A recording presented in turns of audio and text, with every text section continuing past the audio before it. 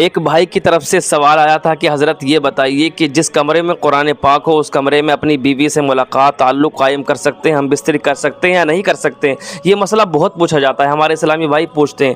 دیکھیے کچھ ہمارے اسلامی بھائی وہ ہوتے ہیں جنہیں کچھ بھی بتا دیا جاتا ہے تو وہ تسلیم کر لیتے ہیں، مان لیتے ہیں، ٹھیک ہے۔ وہ کسی عالم دین سے، کسی مولانا سے، کسی مسجد کے امام صاحب سے ملاقات کیا ہے ان سے رابطہ نہیں کرتے، ان سے پتہ نہیں کرتے ہیں، ٹھیک ہے۔ جو بتا دیتا ہے انہیں مان لیتے ہیں۔ تو ٹھیک ہے، میں آپ کو یہ بتا رہا ہوں کہ جس کمرے میں قرآن پاک ہو اس کمرے میں بیوی سے ملاقات، ہم بستری تعلق قائم کر سکتے ہیں، ٹھیک ہے، اس میں کوئی حرج کی بات نہیں ہے۔ جو اپنے دماغ میں یہ خیال کرتے ہیں کہ قرآن پاک کی بے ادبی ہوگی، قرآن پاک کی بے حرمتی ہوگی، تو ایسا کچھ نہیں ہے۔ قرآن پاک اگر الماری میں رکھا ہے تو اس پر آپ کپڑا ڈال دیں، اس کو آپ ڈھک دیں، ٹھیک ہے، لیکن ایسا نہیں ہے قرآن پاک کو الگ کر دیا جائے، قرآن پاک کو اس کمرے سے نکال دیا جائے پھر اس کمرے میں تعلق قائم کیے جائیں، تو ایسا کچھ نہیں ہے۔ قرآن پاک اگر رکھا ہے کمرے میں تو اسی کمرے میں کیا ہے بیوی سے ملاقات کر سکتے ہیں۔ یہ ہمارے اسلامی بھائی بہت ہی مسئلہ پوچھتے ہیں، بہت ہی مسئلہ یہ آتا ہے، ٹھیک ہے۔ مجھے امید ہے یہ آپ کو مسئلہ پتہ چل گیا ہوگا۔ دیکھیے شریعت جس مسئلے کو کہتی ہے ہمیں اسے ماننا چاہیے، ٹھیک ہے۔ شریعت جس بات کا ہمیں حکم دیتی ہے اسے ہمیں تسلیم کرنا چاہیے اگر صحیح بات، ٹھیک ہے۔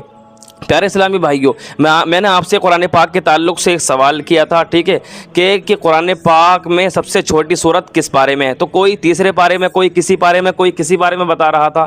تو ٹھیک ہے، میں ایک اور آپ سے سوال کرتا ہوں قرآن پاک کے تعلق سے کہ قرآن پاک کا لفظی معنی کیا ہے؟